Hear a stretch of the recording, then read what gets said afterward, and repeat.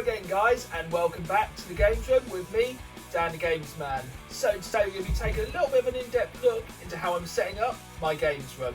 So of course designing a games room is going to be different for everyone based on how much space you have and various other constraints, but this is what works best for me, and I hope you can get a few tips on how I'm setting up mine to help you with yours.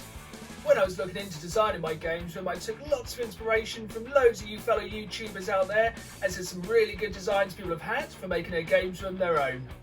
One of the main things I was looking at when designing a games room was practicality. I wanted to have all my consoles set up so I could easily switch between any of them at any time, hooked up to two TVs so I have both the HD and the CRT option. So guys, let's get into it. What I'm going to do first is show you what I've got set up at the moment and run you through some steps I'm going to go through today to really improve the room. One last super serious point to get into before we get started. I just want to point out I am terrible at DIY. So things will go wrong along the way, as they always do. But also, that means if you're watching this, you can probably do it a lot easier than I can do it. So I hope you're better at DIY than me. Let's get into it. So first thing I want to talk about is the hardware. This is my CRT TV of choice. There are many like it, but this is mine. So this is a 24-inch Panasonic. The only problem I have with it is that the AV connection is in the front of the console, which does make the wires a little bit untidy, but we'll get to that a little bit later on. As we all know, the old school games look a lot better on the CRT, and you can't really beat those scan lines. This is always my TV of choice when I'm playing my 8, 16, 32 and 64-bit games, as I just don't think you can get a better picture than you can on one of these big back TVs. Speaking of that big back, that was one of the things I really had to take into consideration when I was setting up the room, as you have to have that space behind so the TV can sit on the unit. So this is the other TV I use in the games room, and as they say, go big or go home. So this is a 65-inch 4K Philips Ambilight TV. The thing that really made me want this TV was the Ambilight technology. As you can see behind, depending what the picture's doing, it projects those colours into the background. So it really helps you to be immersed into your games even more. And with that 4K display, it really is a crisp picture for modern games. It looks absolutely fantastic. On to the most important part, the consoles. So as you can see, I'm using what I expect a lot of people use, and that is the IKEA Kallax to store all of my consoles. The only problem is, as you can see at the moment, these are a little bit messy as I've just started to mess around with the wires, as we're going to really sort them out today, as this is one of the main problems when you hook up multiple consoles. You have a lot of wiring. Here we have the first of the Kallax units, and in here we have the Mega Drive, the PS1, the PlayStation Mini, the SNES Mini Classic, and the all-time classic, the N64.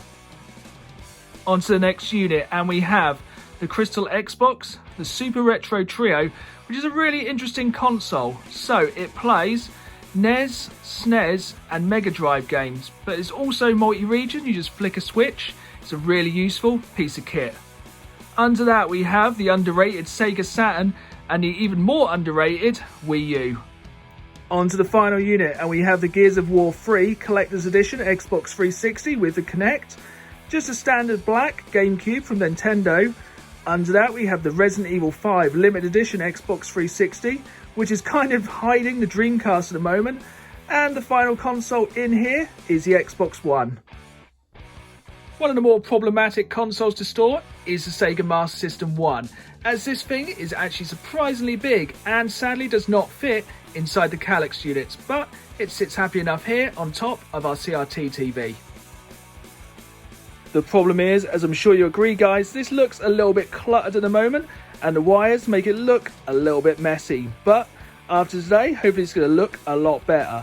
So the main problem with these Kallaxes is you only have so much space to store consoles, and an even bigger problem is at the minute there are consoles missing that I cannot play and my heart's desire.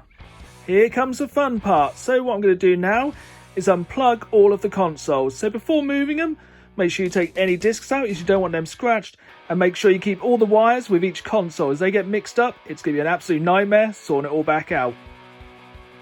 That's all the consoles unplugged and put away in a nice safe place. We've got a little bit of space to do some work. So as you can see, it looks a little bit more barren now, but it's all part of the process. What I've done while we're setting everything up, I've laid all the consoles out just on the bed so all the leads can stay together. As you can see, there's probably about 2,000 miles worth of cable in here. Also, it's surprising how much dust can build up on your consoles. This is a really good opportunity to give them all a nice deep clean. The first main job we're going to be doing today is adding some of these inserts into our calyxes. So these are nice and cheap little inserts. They have a nice glass door and a glass shelf. So you can essentially double up the amount of consoles you can store in each shelf. Before we put these calyx inserts together, it's important to note you need to cut a hole into the back of each of the inserts. This is so the wires can go through, as well as provide a little bit more ventilation for each console. When you're putting your calyx units together, make sure the drilled holes are on the right and left hand sides of each unit. As you can see on the right hand unit here, just needs flipping over, as at the moment the screwed holes are in the bottom and you'll need these to hold the inserts in. So there we have it, first shelf done, and they're looking pretty good so far. Now just repeat that process another 11 times, so see you in about 11 hours. Okay guys, slow going, but one is fully down, so 1/3 of the way there. Again, wish me luck. It's been a super long day, but we are finally on to the last unit, so I'm going to be so glad to get this done. One more unit, just got to push through. 4 shelves left, we can do this. So close yet so far. So it would appear in classic IKEA fashion, this is screwed into a massive empty hole in the side of the unit. So, you know what they say, wood glue solves everything. I'm sure you can tell by the relief in my voice, we are done. That is the final one, all put together. So yeah, had to be the hardest one, had to be the one we did last, but they're all done. Now we can start getting the room back to some kind of normality. So guys, what a difference a day makes. Everything is all wired back in, put back together, and I think you'll agree, it looks a hell of a lot better now. As you can see, these glass shelves really help to display the consoles while keeping all the wires nice and organised. So you may notice there's a few holes in there.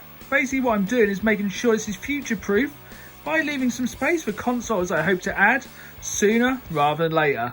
In the top left hand, I plan to add another master system, but this time I want to add the master system 2. I actually have one in a minute if you watch one of my pickup videos, but that thing is absolutely filthy still and needs to be fully taken apart, cleaned out and repaired. Below that, I'm hoping to add a game gear to the collection. One I haven't actually had yet, so it'd be good to add that somewhere along the line. In the right hand box you can see the Mega Drive 2. I actually also have a Mega Drive 1 console, but at the minute that's in storage, so I'm going to have to dig that one out and it can take its rightful place on the shelf. Coming to the next shelf down, we have the Sega Saturn and the Sega Dreamcast. So with the Saturn, it's one of the only consoles I am going to have to buy a slightly longer lead for, as at the moment it can't quite reach to the other side. Next up we have the classic PlayStation 1 console and the space below to put in a PlayStation 2, which I do have, but once again it's just in storage at the moment, but I'll probably dig that out in the next couple of days. On to the middle unit, and there is 2 empty spaces at the moment. One of these would be for the PlayStation 3, which I do have, once again, in storage. Surprisingly, actually, I have about 4 or 5 different PlayStation 3s. So the main thing is going to be which one to put in there. And the space below is for the PlayStation 4, which is actually hooked up in a different room at the minute, as my wife has been playing a lot of Cyberpunk recently. The box to the right at the moment just has the Super Retro Trio in there, as this is where I'm hoping to add both a NES and a SNES over time. In the next box down, we have the N64 and the GameCube. So I did realise when I was wiring everything, I do need to buy another lead for the N64, but these are easily bought through Amazon. Coming to the last box, we have the Wii and the Wii U, which are my most up-to-date Nintendo consoles. I still haven't gotten around to adding a Switch to the collection just yet. And here we have the final unit. So as you can remember from earlier in the video, when I was building it, one of the shelves would not go in, but this has actually worked out quite well, so it's quite a happy coincidence. So when I was putting these together, I didn't actually measure and realise the original Xbox would not have fitted in the hole with the shelf inserts. So there's actually quite a bit of luck that one of the inserts didn't go in properly, as it still has a home now for the Xbox. In the next shelf along, we have the Gears of War Xbox 360, as well as the Resident Evil Xbox 360. But I've only just plugged in the Gears of War one, as I don't really use the Resident Evil one, it's more of a display piece. So in the next box down, in a real juxtaposition, we have the bang up to date Xbox One, and below that the Atari 2600. It is a shame the Atari is so big, just has to go in there sideways, but I just want to make sure it stays nice and safe. Then we come to the final shelf. This one is a bit of a mess at the minute, because I really want to work out how to make the minis in there a bit better with the wires. I'm probably going to put an HDMI splitter, so I just have one lead and just press a button to change between them, whichever console I'm playing at the time. So this was one of the main things I wanted to do when I was plugging in all the consoles. So on the left you can see what I was originally using to split all the AV signals. I've recently now upgraded to the one on the right and it's absolutely changed how I can game. Both of these units are not that expensive. I think the one on the left was about £8 and the one on the right was £20. But the difference is absolutely staggering. The one on the left was always a little bit dodgy. I think even when I received it the first time, one of the connections didn't work straight out of the box. But this one on the right just makes things so much easier. 8 different consoles going out, just one wire for each of the TV, and it's super simple to change whatever you're playing with literally the press of a button. So guys, this video audio switch is such an amazing piece of technology for such a small price and has really made a massive difference to the games room. I can literally just press one button, I can be playing Mega Drive, then I'm straight on to Dreamcast, over to the PS1, over to the GameCube and to the Xbox. Literally takes all those wires into this one simple to use unit, goes straight into the front of the TV. Brilliant. Any game you want to play, flick the console on, flick the switch, and you're away. Absolute game changer. Okay guys, I hope you enjoyed this video. Just a little sneak peek behind the scenes of what goes into making a games room. So let me know in the comments below, have you built a games room already, or are you looking to do one in the future? And if there's any tips you've taken from this video, or any ways you think I can improve what I've set up. One of the main things I think to take away from this video is how games rooms are always changing. Already I'm looking at things I want to add and things I want to tweak. Like I like to put some storage of shelves just above the TV. I also want to put some LED lights inside the units. I think LED lights just help make anything look a little bit cooler. So it comes to the end of the video. I hope you enjoyed this video. Just seeing behind the scenes what goes into making my games room and how I'm slowly making my own little piece of heaven here in the games room. So guys, thanks for watching. Please remember to hit like and subscribe for more great video game content.